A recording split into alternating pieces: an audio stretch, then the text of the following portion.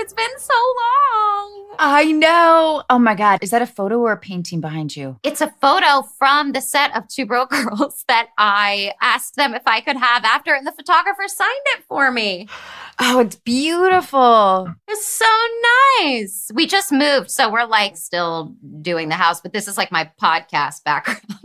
I love it. Beth, we moved, I think like 3 years ago, and we're still unpacking. Yeah. It's funny. I was thinking about you in the podcast, and normally I'll have all kinds of things because I usually don't know a person very well. Right.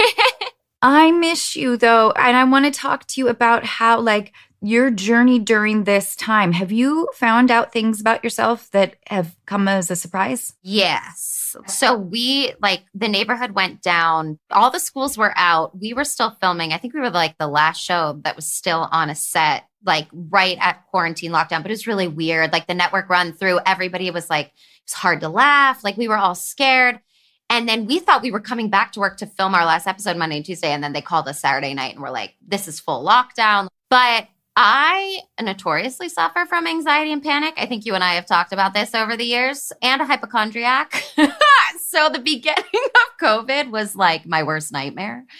But I will say so much good came out of it. This traditional stuff of like meditation and my horse were amazing, but I noticed I was still more anxious than I've ever been.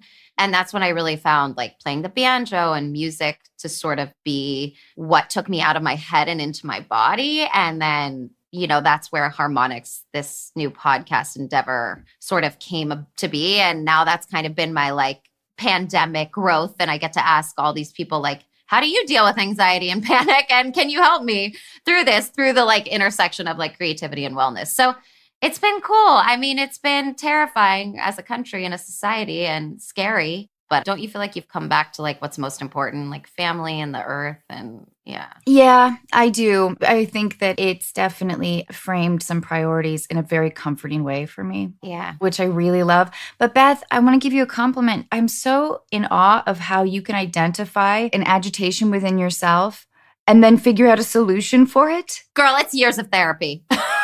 Oh my God. I mean, it's years of like self-help obsessed reading, spiritual reading. Like if I told you how many deep dives I've done on like brain and like training your neurotransmitters to like rewire different pathways to like combat your anxiety. And anxiety for me has been like a lifelong struggle. So I've read and done everything. Well, then working on Two Broke Girls, the sitcom world is incredible, as you know, for so many reasons.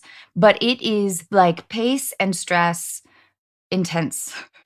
I feel like you and Allison know, as Kat and I did, that like it's also when a show is a two-hander, like what we had, like you're never not in a scene. And, you know, Two Broke Girls, I'm so glad I had that. That was my first experience with like professional Hollywood because I had basically come out of college from theater school, and that was amazing, but it was also like overnight the most pressure and a very high filled pressure environment. And you know, the anxiety, the panic, that's when I found transcendental meditation and horses after my body had just like completely broken down. I got like this grayscale skin virus all over. And in the waitress uniform, I had to have like hair and makeup covered up. But I went to all these doctors. They couldn't figure out what it was. And then they were like, it's just you're under so much stress and like didn't get a period. And I mean, just like, but I kind of think of it as a gift now because it taught me all the wellness things that now I use as tools to help me get through. No, you know? I think it's remarkable and I envy it. Maybe we could talk later and I'll tell you. You could give me some assignments. I'll give you some. I love your puzzle. That's very good for your mental health, Anna. I'm so proud. Do you think so?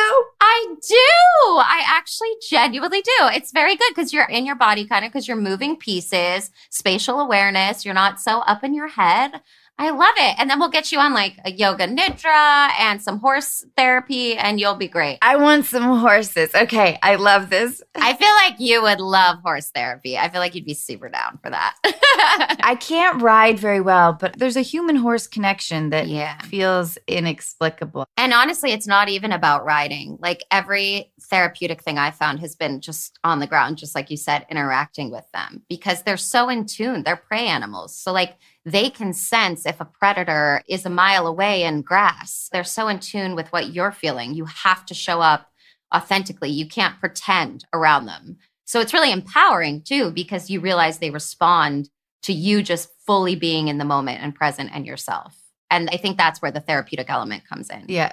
So Beth, so you guys just moved. Just moved. And stressed of that stuff. Are you okay with like packing stuff? We just moved. It feels like we just moved, but it was really in like mid-July, basically. So it's like not just moved, but as you said, we're still sort of adjusting, but we love it. I mean, it was like a long time coming, and we're still sort of like getting furniture and things together, but it's just kind of nice to have a change of scenery, honestly, from quarantine in the other house. So we were like, ooh, new environment.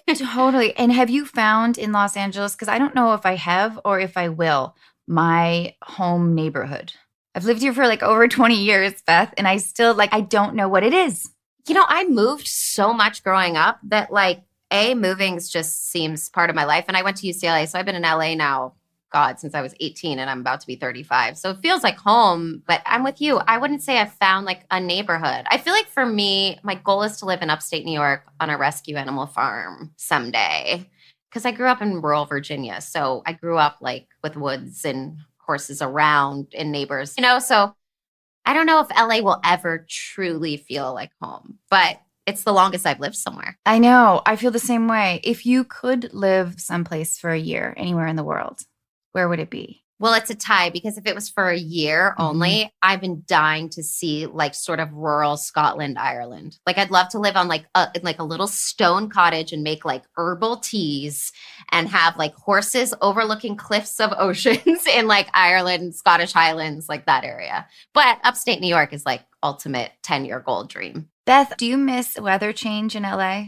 I miss it so much. I didn't used to. Because you're not saying like southern France or something. Or like Mexico. I know. No, I do actually, especially with climate change. It feels like it's getting so hot, and the wildfires here. Like I want to be somewhere where like, I don't know if you remember, but sledding, like growing up doing that. I want my kids someday to have like that experience, I just want a great excuse to like eat chicken pot pie. That too. And watch like terrible movies. Lifetime. Yeah, totally. I still feel the pressure with these sunny days here because I grew up north of Seattle. Right. I still feel the pressure of like, shit, I gotta go do something, be active. I don't know. I know. You gotta like go on a hike, even if it's like 82, because technically that's cool now in LA. I feel you. And I'll go back up to Washington probably like in a few years. Washington's gorgeous. It's beautiful, and it'll rain every day, and I'll be like, fuck this noise. Right. By the way, probably if I moved to the East Coast in like January through March, where it's like the worst part of winter, not like the fun holidays part of winter, I'd be like, get me back to LA during the winter. So, Beth, I have some different life questions. Is that okay if I ask you a whole series of questions? Oh, yes. Okay. What was your living arrangement like when you first lived on your own? I shared a 1-bedroom apartment with my best friend from college, and I was still sharing that 1-bedroom apartment during season 1 of Two Broke Girls. You were? Yeah. It was like right by UCLA, because that's where we graduated from. And I was always scared whenever she was like home with her family and away. And so I would like do pots and pans by the door of our bedroom to like, if someone ever broke in, that they would like hit the pots and pans, because we like couldn't afford a ring or alarm anything. And like, yeah, it was, ramen, mac and cheese. And then I got Two Broke Girls, but I still kept my nanny job because I was like, well, I don't know if the pilot's going to go. And we were still living in a 1-bedroom. And then season 2, we upgraded to a 2-bedroom. Are you guys still really close? She's still one of my best friends, was in my wedding. And yeah, my college girlfriends from UCLA are still my best friends. And I'm so lucky because they're all still in LA, which is amazing. Beth, I think that's a really remarkable thing about you. When I first met you, I think it was like in the hallways, probably at Warner Brothers. And I constantly had this insecurity around women about like, I feel like I missed out on like an easy ability to connect.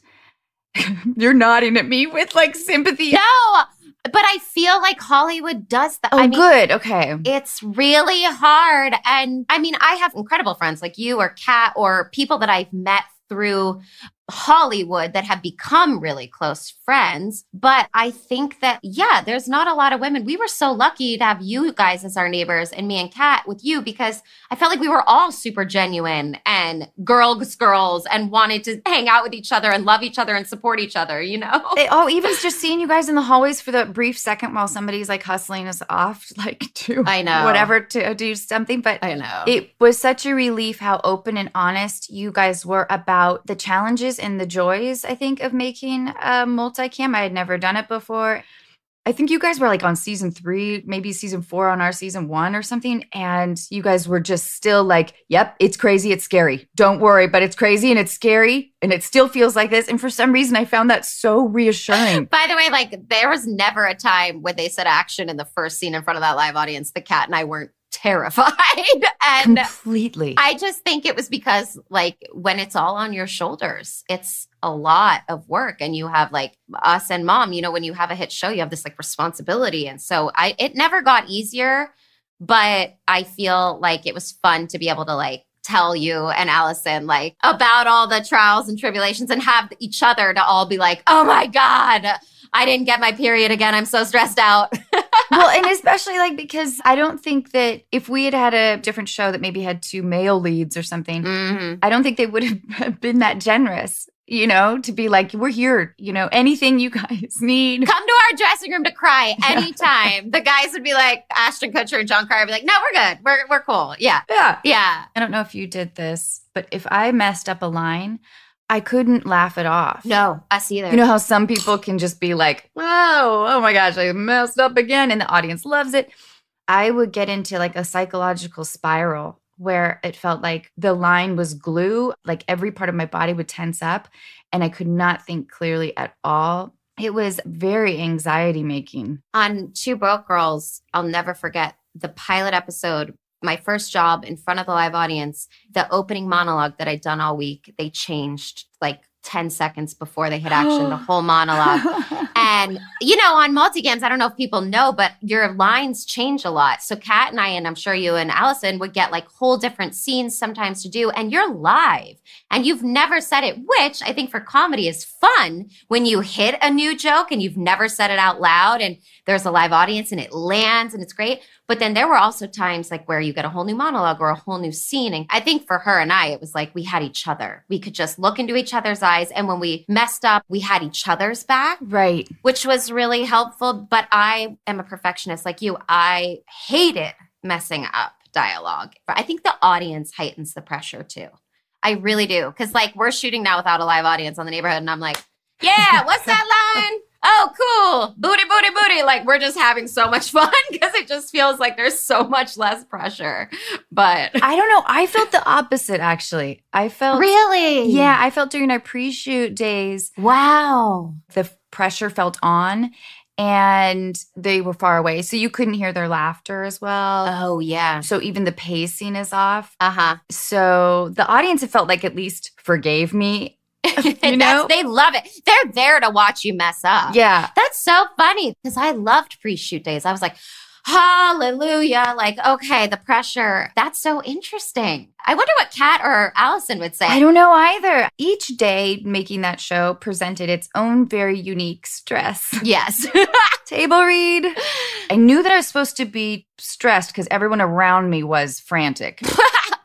No, it doesn't have to be like that. I'm on a show now where everybody is so chill. Oh, wow. I know, but I think it's just sort of the cosmic energy. Everybody's just grateful to be there and like believes in sort of the message of the show in a real way. And not that that wasn't on Two Broke Girls, but I think it's also when it's a two-hander like that. Like we have 7 series regulars, you know, and like, I don't know. It's so interesting. But back a little bit, if you don't mind. Mm-hmm.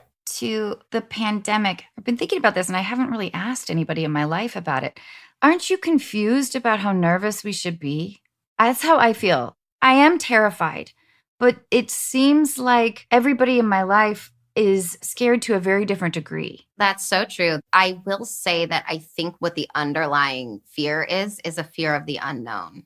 because there's so much unknown and it's like a world unknown because scientists are still learning. What I've learned from all my years of self-help reading is that we have to become comfortable with not knowing and just stay in the present moment. And it's so hard during this pandemic. And that's why I think people's mental health is at like a heightened state because we're literally being forced to face what I think is the darkest humanity thing, which is we don't know what tomorrow brings.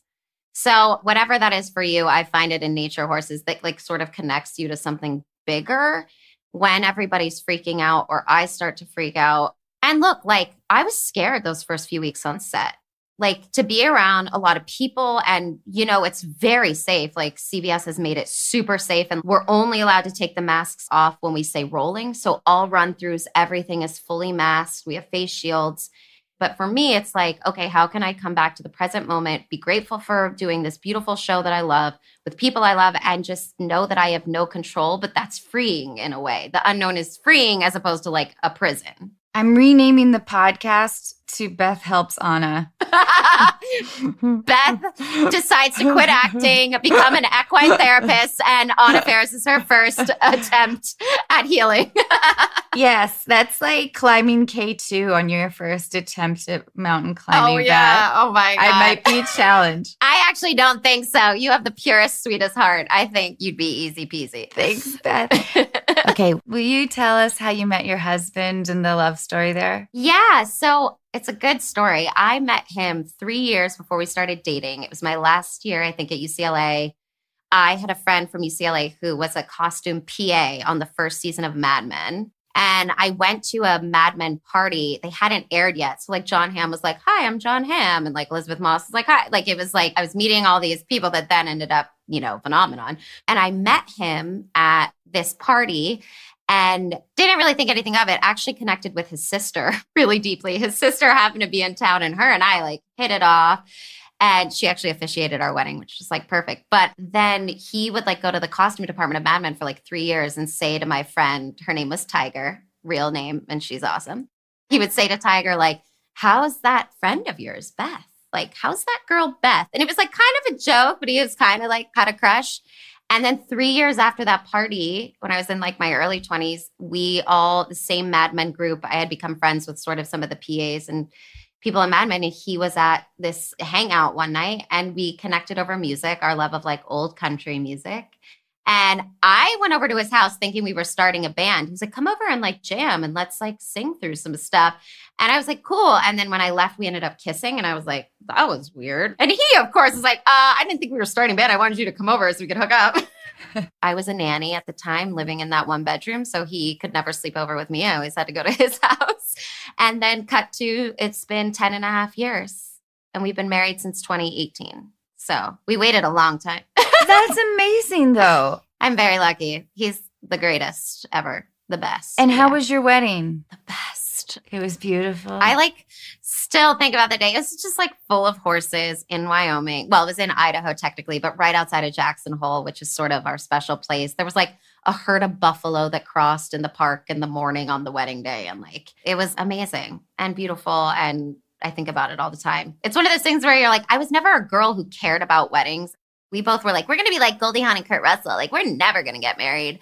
And then all my friends started getting married. I think you and I talked about this too. Like, I wasn't engaged yet, but I remember having some sort of conversation with you about it where I was like, I don't know if we're going to get married. And now it's the greatest thing ever. I'm glad I got married. I am so with you. I mean, I've done it now twice. Yeah, girl.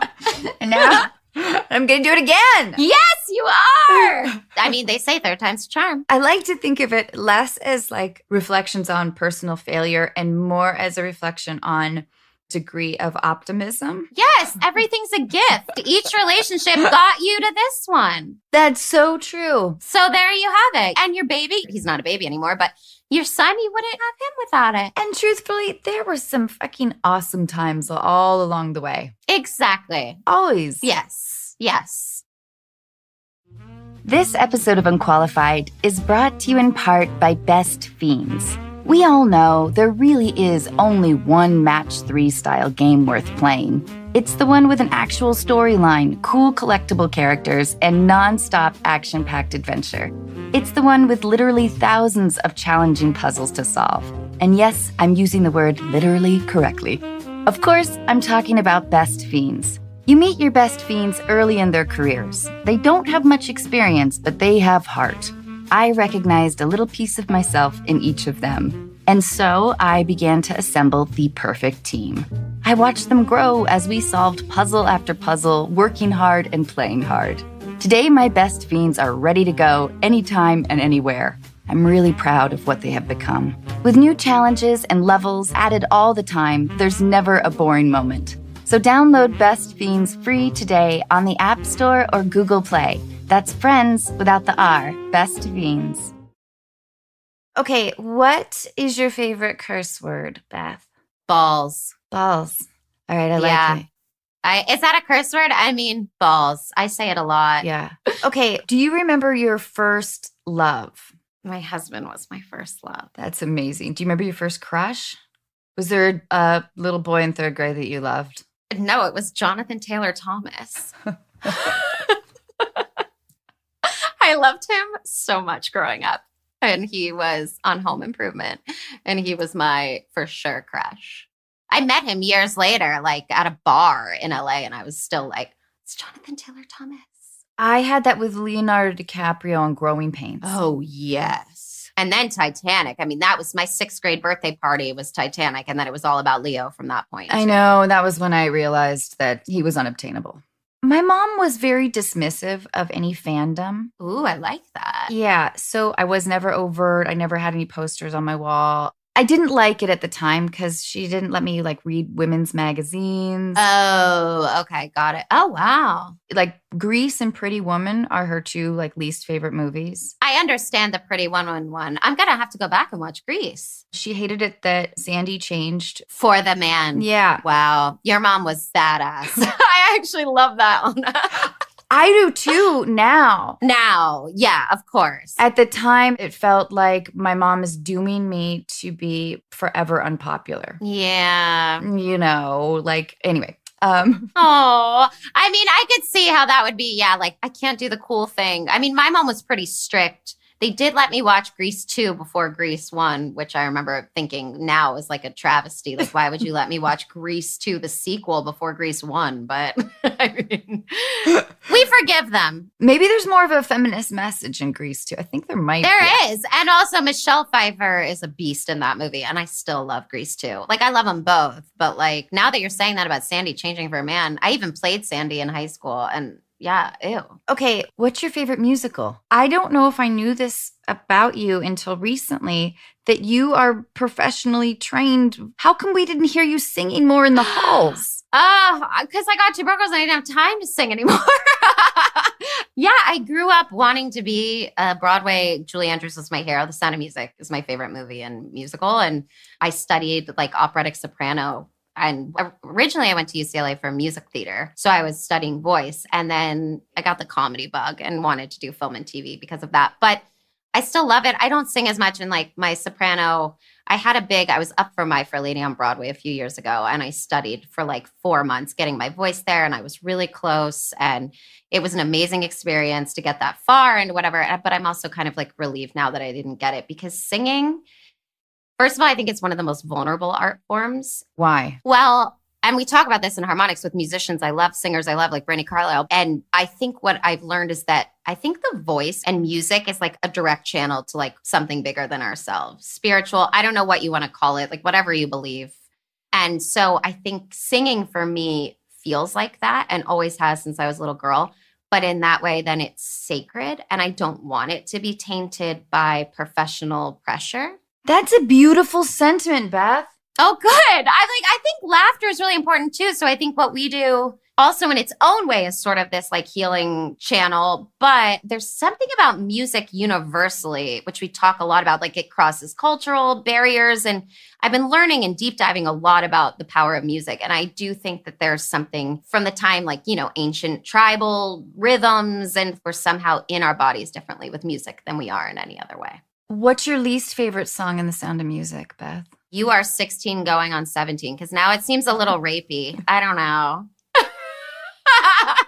Did you see the SNL parody? They did like an SNL parody of it, which was so funny, with an older guy, and it was really like creepy. And I was like, oh, I don't know if I like it as much. And he's a Nazi. Sorry, that's the real reason that song's very creepy. I'm with you too. That one's a little boring, even though I do like in the movie, she's flying around the gazebo with her floaty dress. Oh my God, it's my favorite in the movie where the rain comes and she's dancing. I mean, look, as a kid, yes, I still love the movie.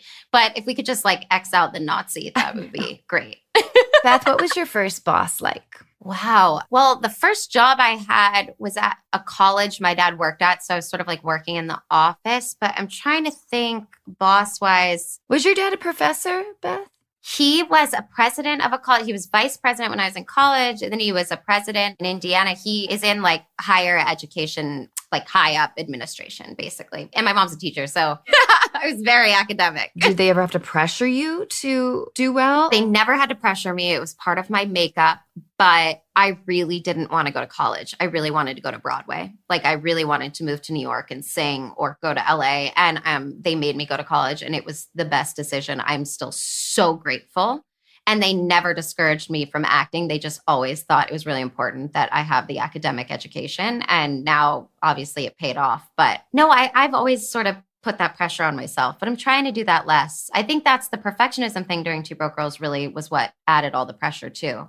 You know, like trying to be perfect, not mess up a line. It's like, we're human. We're not robots. Yeah, completely. I'm so with you on that. And my parents were the same way. They never discouraged acting. They really encouraged it at times when I didn't even want to pursue it. But they did insist that I go to college. And I was kind of miserable in college. I went to University of Washington. I went there for a guy, my high school boyfriend, who broke up with me 2 weeks into. Oh my God. I know. Screw that guy. I know. That sucks. But hey, a gift. I'm sure he gave you something. Hopefully not chlamydia. But I went to a school that I think was a little too large, and I was not a great student until later. I had to kind of learn how to. Interesting. I had to learn how to be proactive in a class, and then it made it much more interesting for me. Yes, that's interesting. That was like a skill that I just had to figure out. And I am really glad I went. Although when I first moved to LA, I thought it would be more relevant in a naive way. Yeah, I get it. I thought the same thing. And honestly, I went to UCLA and the only C I ever got my entire life, including my academic classes at UCLA, was in acting. My acting teacher gave me a C. It's the only thing on my report card in my entire life that wasn't an A. He did not like that I wanted to be funny. But I do think that education in general, I think to be a good actor, you need to sort of be educated in all sorts of different walks of life and comedy too. So I feel like it's good. If it feels right, great. And if it doesn't, you know, everybody's different. Beth, on what occasion do you lie? I'm a terrible liar. You can see it all over my face. But if I see a movie or a play that a friend is in that I don't love, Michael and I have a saying where we go, well, now I'm going to ruin it. But you go, now that's a movie. Like, that was a play. Wow. That was a play. Congratulations. Because he said his grandma, whenever he used to see like ugly babies, would be like, now that's a baby. And so like him and I, if we see something we don't like, but I mean, I just lie and be like, you are wonderful. Even if I didn't love it. Because you got to be supportive. Lying when it's not going to hurt someone else's feelings, I think is okay. I think it's an impossibility to not. Yeah. Okay, Beth, do you have a favorite book or author? I always like to make it specific in terms of like something that was formative in your teens. I read every Sweet Valley High book. Nice. I guess it was like middle school into the beginning of high school because there was like Sweet Valley Senior Year, which came out, but I had all the Sweet Valley Highs. And the Babysitters Club, the Saddle Club, like growing up, those were my jams. My mom hated it that I read them, but what I think she didn't realize was that you're craving just some kind of education about what like older girls are, their clues.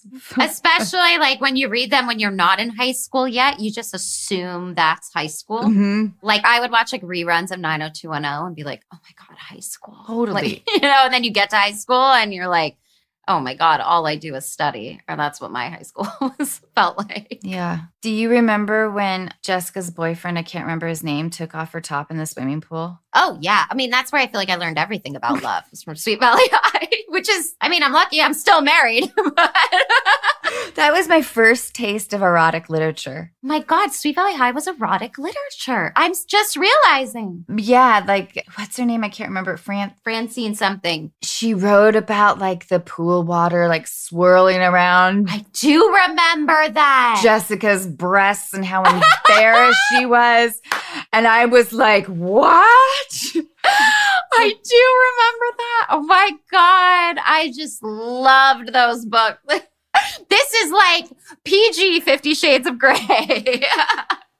I like erotic literature more than porn. I'm not a porn watcher really at all. Oh God, no, me either. I definitely would prefer literature to porn. It's better in your imagination. Yeah. It's better for our acting. We can, develop our imaginations deeper. And I love playing characters too. Me too. Really? Come on, Beth. Give us a character. Come on. I can't do it without being serious. Michael says I'm never really sexy. I'm never able to be sexy because I'm just like, all of a sudden I end up doing a physical comedy bit, even if I'm trying to be like sexy schoolgirl. Do you know what I mean? Like, I'll then be like, and then he said, with like a weird voice, and he's like, I can't take you seriously. Like, please stop. I feel like you'd be like me. You're like, I just got to make this joke just real quick. So what are your days like? What are you liking and not liking? I just like to stay at home. Quarantine's my dream. Me too. Yeah. Mm-hmm. I love not having dinner plans. It's great. I know.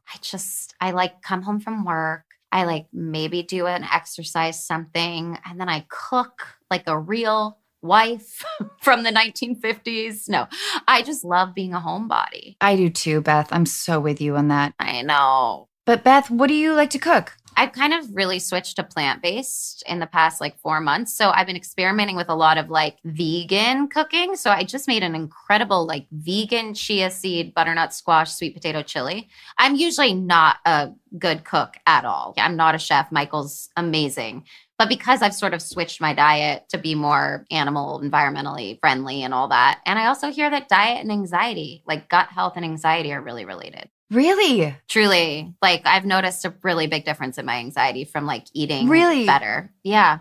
And I'm not one to restrict. I think everything in moderation. So like I would never be like, you have to be plant-based, whatever. I'm not going to be ever that kind of person because I think everybody is different. But I will say like, it's been really fun to like eat whole foods from the earth that make me feel good. I don't have that afternoon slump at work. Like, yeah. Like where you need coffee on like a shoot day, like when everybody orders coffee around 3 or 4 before we go into like the evening part, I've been great. So I've been cooking that. I've been making a lot of jams, fruit jams. I'm basically like really into like homesteading stuff. We gotta get you this upstate place in New York. Thank you, right? Can you help me? I know. It's just now everybody's moving out of New York City, so the real estate prices are out of my budget up there at the moment. But someday I think they'll come back down when everybody goes back. Let's do a crowd fundraising campaign, don't you think? Maybe we could just start a commune of people who want to live off the earth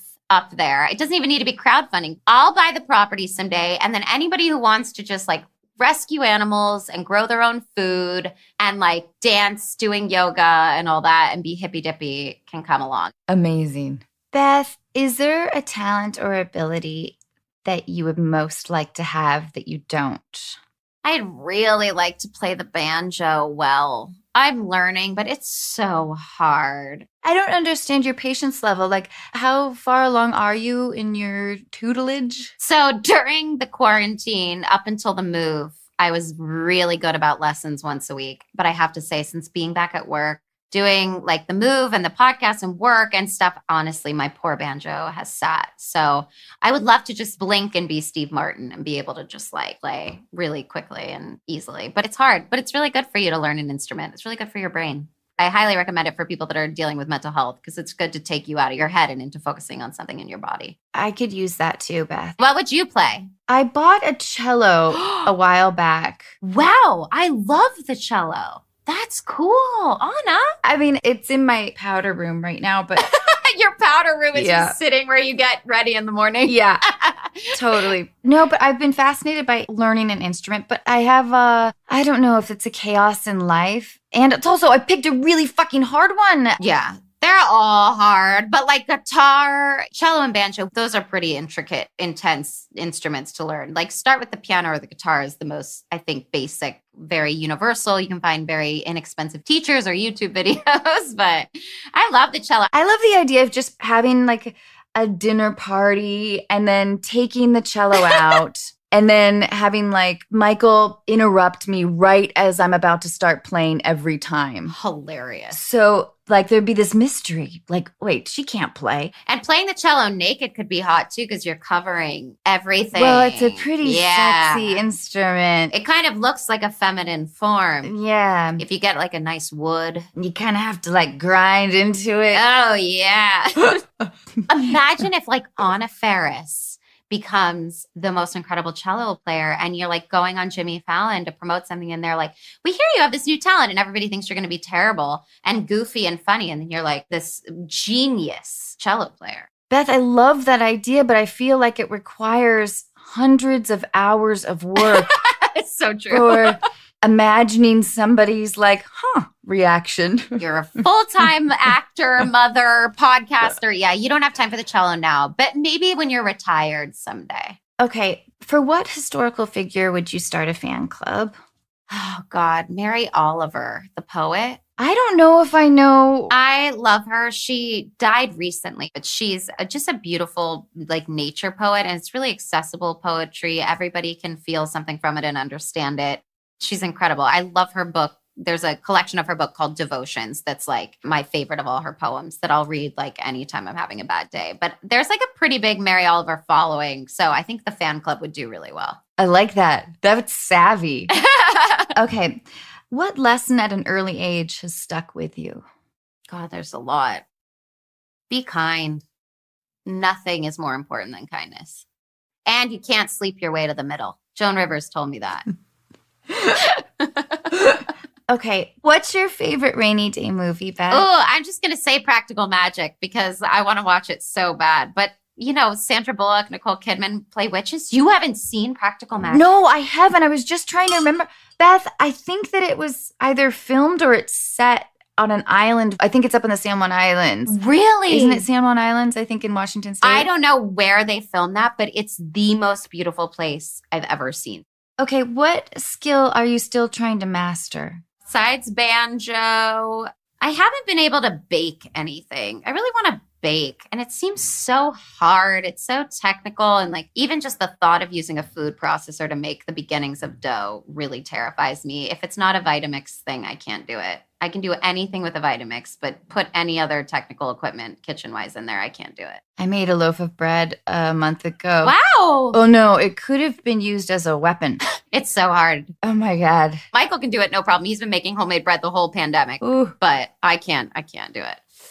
Oh, Beth, I want to ask you about singing and your love of country music. And you have a podcast. Yeah. Tell me all about it. It's basically what I said, that this pandemic sort of just made me realize my deep love and connection to music in a more healing way. And so then I really wanted to explore like the intersection between music, creativity, spirituality, and wellness. And I'm a nerdily big fangirl of all music, but particularly like roots, Americana, country are my favorite kinds of music. So this first season, you know, we've had people like Brandi Carlile and Mickey Guyton, but I've also had like my co-star Tashina Arnold on and Glennon Doyle, who's my hero, who wrote Untamed. If you haven't read that, speaking of books, that book changed my life. And she's our first episode. So the beginnings were about music, but now it's sort of just turned into talks with these beautiful creatives about what they believe and how creativity affects their sort of day-to-day and mental health, wellness, and all that. And I've learned some really cool things from it. Like I nerdily ask them all the questions that I want to know about like the meaning of life. And then they all give me answers that I've applied to my own life to make it better. So it's a very selfish endeavor. But it's really intimate. You must be enjoying it. I really enjoy it. I mean, I know you know, there was something during the quarantine, and I'm sure you've experienced this with your podcast, but like, I feel like I've been more vulnerable on Harmonics, my podcast about my personal life, than I ever have before, which terrified me to put out into the world. But I will say that by me sort of being open and vulnerable and holding that space for like guests, I think it's allowed them to be more open and honest and vulnerable. And so we're really able to connect. And it's all women this first season. It's a time for like women to sort of come together and talk about being a woman during 2020. And we talk a lot about the pandemic and how we can better our mental health during this time and use the power of creativity to heal the world. This episode of Unqualified is brought to you in part by Intuit, powering products like TurboTax, QuickBooks, Mint, and Credit Karma. Intuit works for what you work for, and it was only recently that I found out they were working for me. I've been using QuickBooks for years and more recently began using Mint, which is an easy way to create monthly budgets. It was a bit surprising to realize how much I could save by learning how to make coffee. With Intuit, artificial intelligence can predict your future cash flow, recognize a misplaced digit in an account or routing number, and even connect users with live experts who can assist with navigating life changes or help with unique tax situations. Everything is automatically organized as you track your personal or business expenses by scanning receipts, invoices, and other financial documents, while smart budgeting tools let you know before you overspend. Innovative features like these make managing your finances simple, but as you probably already knew, innovation is at the core of everything Intuit does. Discover how Intuit's products can help you see what's possible at Intuit.com. That's INTUIT.com. Beth, can you give our listeners and myself some practical advice? Maybe it's simple things like just breathing. Maybe it's small dietary change. What do you think? Like, what are some nice practical, like things that you do that are important to you that keep you present? Well, I think the most important thing about this is to know that everybody is different. So like something that might work for me or for you or someone else might not be right for that person. But I think ultimately it all comes down to self-love. So the more that you can find ways to learn to love yourself, which is, I think, the most difficult relationship in our life. I think it's really hard to cultivate self-love. So for me, you know, with the anxiety and perfectionism and all that, I was prioritizing work. And my self-care was the lowest on the totem pole. And then when my body started to break down and I had panic attacks, I had to remedy that. So for me, it started with horses and nature and meditation. Those were sort of the three things. So getting outside, I would say, is something really easy everybody can do. Even if you're not quote unquote outdoorsy, everybody can kind of go listen to a podcast in a park or go for a walk.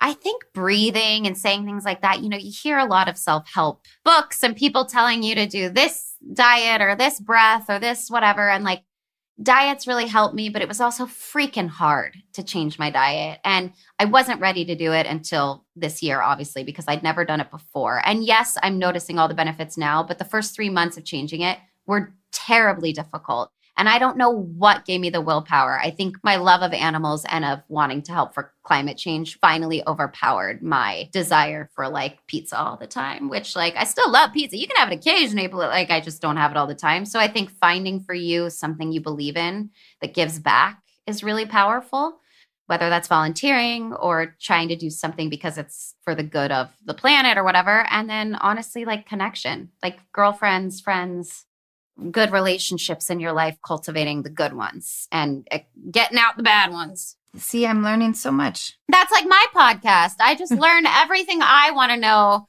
from like Glennon Doyle about how to be a better person and woman. And yeah. Okay, Beth, who would you like to apologize to and why? Oh my goodness. Myself, for not taking care of her for a long time and not putting her first because I was too afraid of what other people think or of ambition or overworking and wanting to be perfect. Yeah. We got to give ourselves a break, y'all. Yeah. Okay. What or who has influenced your career the most? Carol Burnett and Julie Andrews were probably my favorites growing up. I really love Amy Poehler. I feel like she also just seems like a genuinely good human like you. And there's just people I've met that are like so talented, but they're also just like really good humans. So thinking back to your Broadway experience, I mean, I'm hesitant to ask you because it's a vulnerable question, I guess, but how crushing was that? Yeah. The My Fair Lady audition was crushing because I got so close. Yeah. But Bart Scher, the director, and Lauren Ambrose was amazing and it was beautiful. But he did a really good job addressing that, I think, in the production. But I was on the floor crying, like, if I'm being honest. It was really hard because it took a lot of work to get my voice back up to that operatic soprano. I mean, that shit's hard. But it was literally right after Two Broke Girls got canceled. And I think it was a gift because I don't know if I could have gone from 6 years into 8 times a week singing that way and emotionally and physically doing 8 shows a week. Because I've done theater before 8 times a week. And I mean, people are like, oh, you only work at night. No. You're thinking about the show all day. You're prepping for the show all day. You're getting your body warmed up. I mean, it's a whole thing. So I think in some ways it was the universe looking out for me, being like, hey, girl, how about you just rest and get married? So, but someday I do hope to do Broadway eventually because it's definitely bucket list. But I want it to be the right thing. I feel like I've suppressed my most crushing audition didn't get story. Yeah. Yeah. What is it for you? Oh, God. I'm sure there's so many.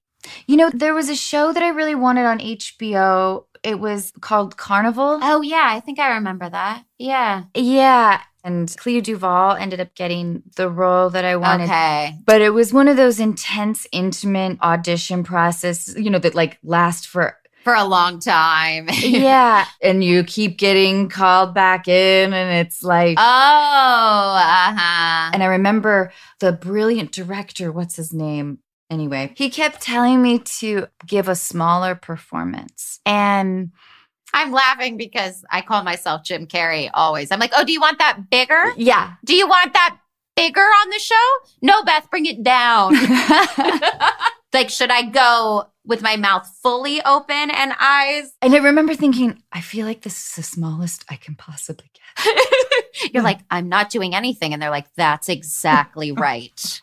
Do you find, and all the dramatic actresses out there can hate me, but do you find that it's a little bit easier than comedy? Oh, yes. Okay, good. Me too. Because I was like, when I have a drama audition, I'm like, oh, hallelujah. Oh, I can be so intimate and small. Like the way you're saying, like, I don't think people realize the sort of physical energy of comedy. I'm sure if we were doing Handmaid's Tale, like that would be exhausting, the amount of like stress and crying and not just that, but like courage, because you have to be brave. Yep. And inventiveness. Yes. Attempting to create something new in a moment. Over and over. Yeah. Because comedy, you kind of have to jump off the cliff each take or it won't land. It's music, right? I think the intersection between comedy and music is actually really interesting, especially with multicam. Do you feel like there's a musicality to that? Oh, yes, completely. And I think that it feels kind of like playing tennis. Yes. If I knew how to play tennis. But also, though, in terms of musicality, frequently I would have the experience of your brain hears it the way you want it. And your vocal cords aren't quite. Well, and I think that the intersection between music and comedy, there's like a tension and a release to comedy and to rhythm and music. And so what you're thinking is your brain can almost feel the tension and release, but then to execute it is where I think the craft comes in and the like work ethic, right? I mean, that's where it's like, yeah. I woke up 2 days ago thinking about John Denver. Oh, my grandma just passed away and she loved John Denver. And my husband sang her Country Road like as she was dying. It was so amazing. I love John Denver. So I was playing it while I was making breakfast and he lets his voice waver at one point. He gets to a higher note. He sounds a slightly more fragile and then he kind of releases you. And it's beautiful with the lyrics, Rocky Mountain High. And you're right that there is that tension and release. Yeah, like there's like a tension and release that like music does it all the time. And I think comedy particularly does it all the time as well. And the sort of longer and smarter you can craft the tension, the bigger the laugh release is going to be for the audience. And especially in multicam, like for almost 10 years doing multicam, now I can read a script and it's like you say, my brain can just sort of hear the music. And you know, like when you're off the pace, just like you'd know if you were off the beat, like if you were off of the guitar line, if you were singing. And you're right. Sometimes you can't control it. You're just like, I know what the music is, but I'm just off today. And I think in comedy and in music, like it can just happen. That's why it's vulnerable. Like you can come off the rhythm, but then you just come back to the present moment and try your best. It's an interesting comparison, though. I had always heard like Chuck Lorre talk about music, and I understood it, like the musicality of multicam, and I understood it in terms of I'll say a line, Allison says a line, but the structure of the actual lines has a musicality to it, which is why I guess precision is so important, which took me a long time to understand. Yeah, that's something different than single camera because there's a lot of freedom to improv because there's an editor who's helping with the rhythms, right? I mean, we have an editor in multicam too, but there's a different music to it. There just is because of what you just said. It is as precise in other ways, I think, as music. Yes. Like you can't sing the wrong note if the guitar player is playing a C. Right. You have to be either, you know, a third above or whatever you're doing has to be in tune. And that's the same thing. You can't. I tried to improv. I got basically shut down. I remember season 1, episode like 3 of Two Broke Girls, because I had come from like a little bit of improv world in college and the audience was going. It was a moment where I did some physical comedy bit and I kept going and I said something and like Michael Patrick King was so right. He was like, never do that again. You can never improv on multicam because it ruins the whole room. And it was like, I never did it again because I understood what he meant, that there's like a music that I cannot break, no matter how much I wanted that in the moment laugh from the live audience that I came up with this thing in the moment. It did not work with the music of the scene. And so you can't fuck with that. As you provide this anecdote, I would argue that there isn't anyone in the world that could relate to you more. Both Beth and I, our egos have been bruised in terms of improv on multicam. I will say, though, as an audience member, we want to like bring it full circle to understand the power of laughter in mental health and healing. It would help people who are listening to understand why something makes them laugh and why laughter can be so different for each person. I like a lot of different kinds of music, but I don't love like classical as much as country. You know, some people might like a different kind of comedy because it's their music that makes them laugh. So people listening, like maybe you can take away something about the healing power of laughter for your mental health and finding your music. Everyone's going to be like, why'd you have her on? Just edit her out.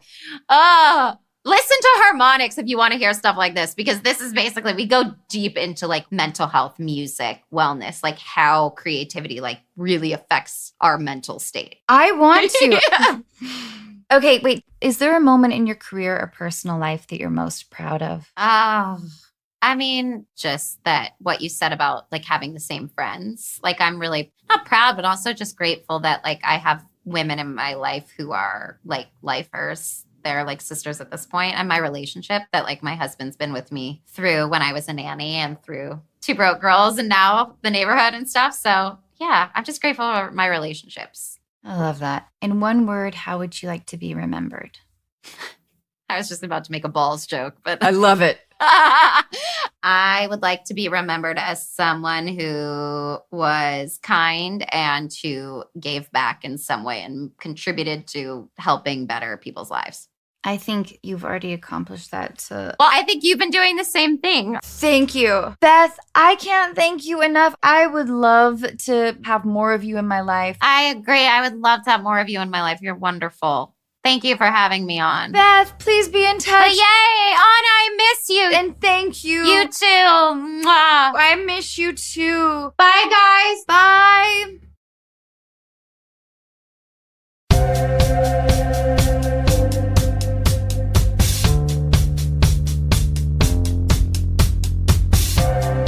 Hey, dear listeners, Professor Eli Finkel is back to help all of us. Eli teaches at Northwestern University and is the author of The All or Nothing Marriage, How the Best Marriages Work. He is also the director of Northwestern's Relationships and Motivation Lab, a contributor to the New York Times and The Economist, and has published over 150 scientific papers. I didn't ask, but I imagine he's a big fan of the first 4 Scary Movies. Hi, Eli. Welcome back. Thank you so much for doing this. Thank you. I'm excited to be here. All right, so we're going to call Emily. Hello. Hi, Emily. Hi. Hi, you are here with myself, Anna. Also, Eli Finkel, who is the author of The All or Nothing Marriage. Emily, will you tell us what's going on? I guess kind of it's the old, you hear people say like, oh, the mother-in-law, like causing problems, causing a rift. And that's pretty much where I'm at and what's going on. And it's been more of an issue probably in the past year. And I'm almost to the point where I want to be done. And also there's, I'm torn. There's another part of me that's like, I want to break up with his mom, not him. Wait, Emily, do you mind if I read the first few sentences of your email? Yeah. You write, my husband and I have been together for over 9 years. We've only lived together for 3 of those years. When I moved into his house, he told me his parents were moving back to their home in another country. Do you mind my asking, what is the distance there? Why is there 6 years? So we did not live together because his parents were living with him. And we only lived like 2 miles away from each other. So, it wasn't like we were in different cities or jobs or anything like that. It just worked for us at that time. So for 6 years, I lived by myself with my dog. And it was great. Like, we got along really well. We never fought. He came over every day. I would go to his house, the back and forth. Then it's actually almost 3 years to the date. We decided that it was time. Like, we needed to live together. And so one of the agreements was that he was like, oh, they're going back to Mexico. They're going back to their house. This will be our house. And so I was like, hell yeah. So I moved in. And then shortly after, they are quite a bit older. And so their health started to decline slightly. And so there were reasons for them to stay a little bit longer. And I completely understood. I'm not a jerk. And then the conversation never came up again about them leaving. And they would go to Mexico for, a few months at a time. And every time I was under the impression that they were leaving for good. And so when they would come back, I was very surprised. So it was a lot of miscommunication and just not really understanding what was going on, and I'm sure I'm partly to blame for that because I didn't really ask questions. I was just like, oh, they're out of here. Bye. But now in the past year, it's been made very clear that there's no intention of them leaving and that they're here to stay. And it would be okay with me if his mom wasn't so awful. His dad is fantastic. I don't mind his dad. His dad's wonderful. But it's just, you have 2 women living under one roof and one who doesn't expect you and doesn't want you there. Like me, I don't want her there. We're constantly butting heads. But the main issue is that he doesn't have my back in these situations. And in my eyes, I think you should have your partner's back. Whatever's going on, you're number one in that situation. And he never has my back.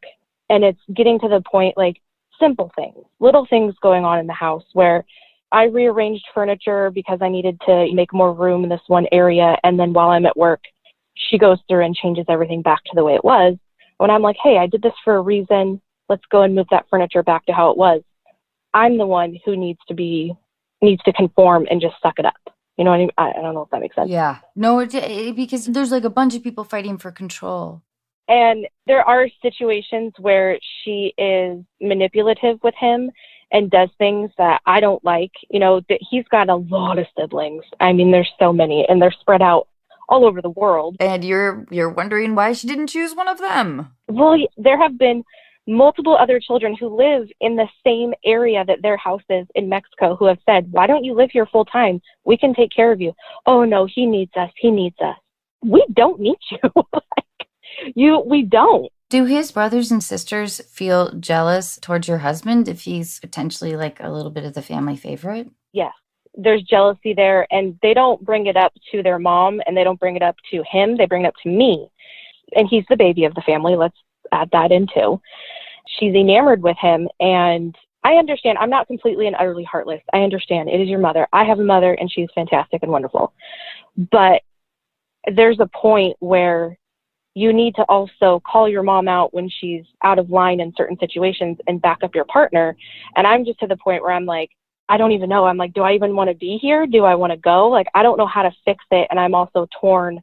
Should I stay and fix it? Or do I need to just bounce? Emily, sounds like you want to be with your husband. And if his parents were eliminated, then maybe things would be pretty great between you guys. That's an easy summation, right? Yes. When we have alone time together, it's fantastic. We have wonderful chemistry. We talk to each other. We agree on a lot of the same things. And so it's very easy to be with him and easy to talk with him. But as soon as I walk in the door at that house, I'm pissed. Like, I'm irritated. And it's like, I don't want to walk into the house and be mad all the time. Like, it's just really, God, I know. It's getting to me. Emily, here's what I would suggest, and it's going to just be a chore, but you may get reward out of the investment. I would first say to your husband, I want to be closer to your parents. Your mom and I have these issues. You've known that. I don't know how to get past this because it makes me feel small. It makes me feel like I don't have my own space. It makes me feel like I don't want to come home because it's not my home. You don't have to put my vehemence into it. But that's how I feel, but yeah. Right. But maybe, a very gentle version of that. Say something like, I want us to, I don't know, get freaky every night and have an amazing life together. And I don't think I've ever said get freaky in my life. I was going to say. You saved it for the right moment. Yes. Help me understand your mom and be forgiving when I need to vent, because that will happen. Yeah. I have a question for you, Emily. Something that I didn't understand that you said earlier that I think could be important here. You said that eventually you realized you had to move in together. Why is that? Like, what made you decide this absolutely has to be a co-residential relationship, even though we've been so happy separated? To be totally honest with you, I think it was pressure from friends and family, because they could not fathom that we were living separately for so long. Mm-hmm. And then I'm normally not someone who's easily swayed or pressured into doing things. Mm-hmm. But over time, you have people who are just like, it's so weird you live apart. It's so weird. It's so weird. And it's like, well, I guess it is weird. I guess we just got to do this. That's where that came from. And I mean, if I could go back to that little $400 a month duplex, my God, I would. I mean, this is a little bit of what I'm asking about is, what you put in the email is that the situation since you moved in has been really bad. You asked him, you were pretty forceful, at least once, to say this really is important to me and may well be the difference between whether we can stay together or not. He chose his mom and you used the phrase, I'm devastated. Is there a solution at this point? Again, it's in danger of walloping us over the head of, why don't you go back to that arrangement that made everybody so happy? Or are you now at a point where simply going back to where it was doesn't fully work because he revealed something about what his priorities are when, you didn't give him an ultimatum, but it was in that ballpark. And he said, tough luck, babe. Is it like you could go back to where you were and you'd be happy in your little $400 a month duplex, or has that ship sailed? I think it has sailed in the sense because we have had a discussion where I made a little comment and I was like, man, I miss that little place. And he said, well, if you wanted to go back, he's like, just go back, like go do it. And I said, would you still be with me if I moved out? And he's like, I don't know. And so I think I don't know if we could. I have a slightly different read of the situation now. I'm going to give you my impression, and you have to correct me if I have any of this wrong. So circumstances led you to make the change, to move in together, even though you were actually pretty happy. And look, I think it's reasonable to be like, I guess it is time. Let's try it. I don't think that was a mistake or anything, but it clearly has resulted in less happiness, at least for you. And then you made an effort to say, look, I really need them gone. We need our marriage house to be our marriage house. And even though, again, it's not unreasonable to have parents living in, but it's not what you prefer. It's not going well. And you're struggling to be happy. And you voiced it to him. And he said, sorry, there's nothing I can do to make you happier on this one. And then when you've said, okay, well, here's this other solution that would work for me, he said, I'm not sure I'm feeling that either. Is that a fair summary, or have I been unfair to him? That is a fair summary. Yeah. I don't love it. Again, the relationships are complicated. I'm not judging him. Anna, get in here. Well, because I know that we have these conversations at like the worst of times, you know? we can be flippant about ultimatums sometimes, you know? To me, Emily, it sounds like you guys still really like each other, right? I mean, you guys are really still into each other. There's still... Yes. I mean, he's a very caring person, and I will agree that some of those conversations and things that have come up when we are not in the best mood. But we definitely love each other, and even this morning, we're still like, I'm the type of person, my fighting style is I want to get it out, get it over with, and move on. And he's the type, he dwells on it for, I like to say, 3 to 5 business days. And so he's still dwelling on the conversation that we recently had. But even with his anger, like I had run into a sticky situation with my finances, and, he's immediately there to help me and to immediately be like, hey, what do I need to do to get you, to help you out in this little pickle you're in? And so there's a lot of love there. It's just this one topic. I'm telling you, it's going to require so much of your patience, but it will pay off if you love your husband and you want to work this out and you want to have great fucking sex. Here's what you need to do, Emily, but it's going to require like a big sucking up of pride.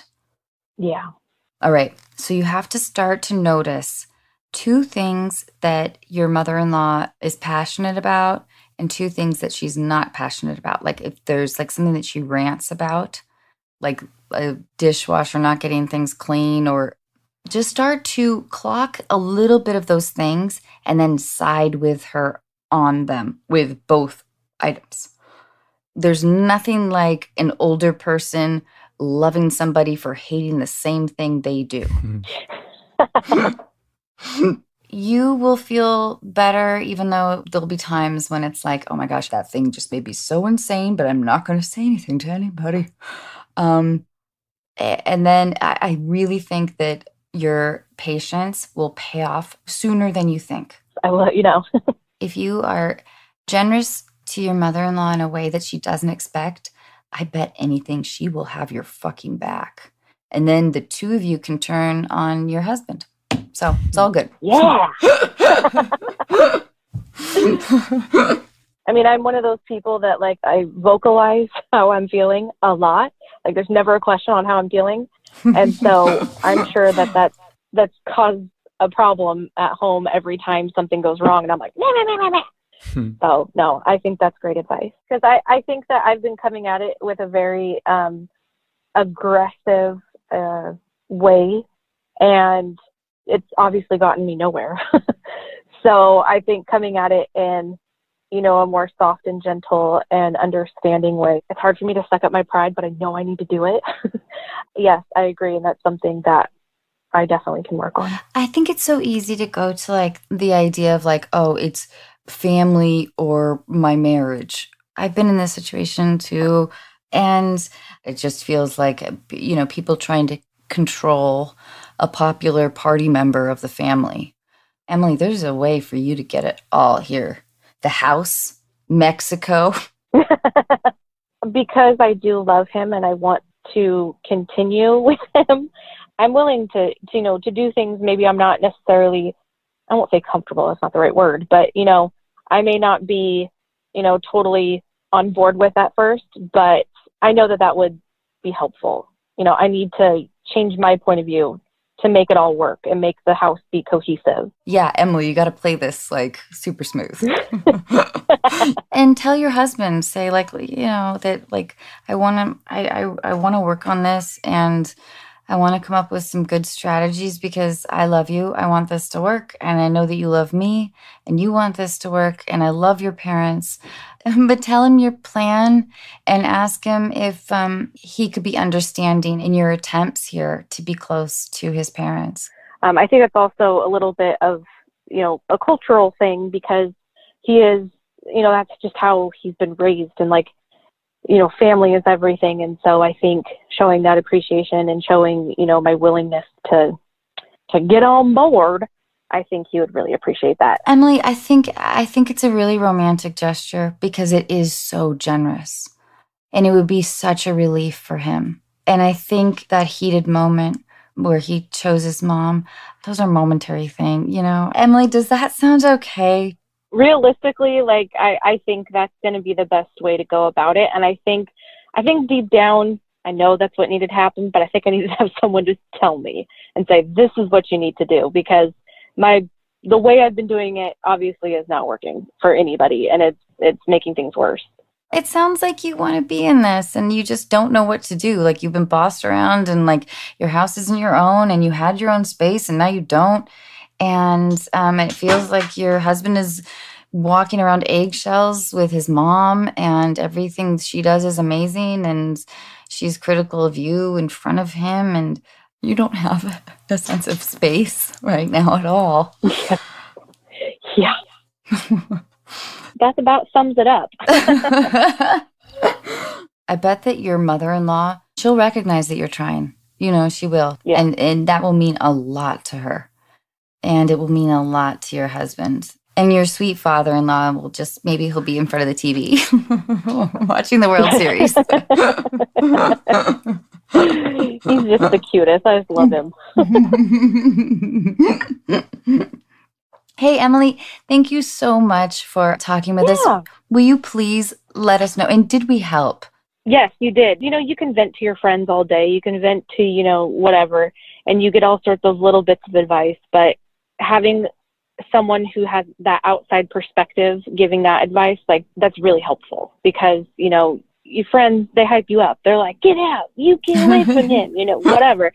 But this helped me a lot, because I did truly need to, like, hear that truth of, like, chill, basically. Is how I'm going to take it. It's just, you know, I've been so aggressive with it for so long, and, you know, aggression doesn't get you anywhere. So, you know, she loves cooking, so that's something I'm definitely going to start picking her brain about. You can be proactive. She'll be flattered, and she'll be taken by surprise, and then she will have your back. Someone on my team. I come from a really tight family, and I think my parents kind of thought that that we were like these little golden children that deserved everything in the world. It is disgusting. Yeah, I will definitely. But my brother and I joke about that a lot, but it's been hurtful towards our relationships. So you have to be like your own little army right now. Hey, Emily, will you keep us posted? I will definitely email you guys and give you guys an update. Yeah, let us know. Hey, Emily, thanks so much. It's very appreciated, and I'm definitely going to utilize that. I hope we helped. I don't know. But I love you, and thank you. Oh, love you too. Thank you. Okay, bye, Emily. All right, bye. Eli, thank you again. Thank you for having me. Bye, Eli.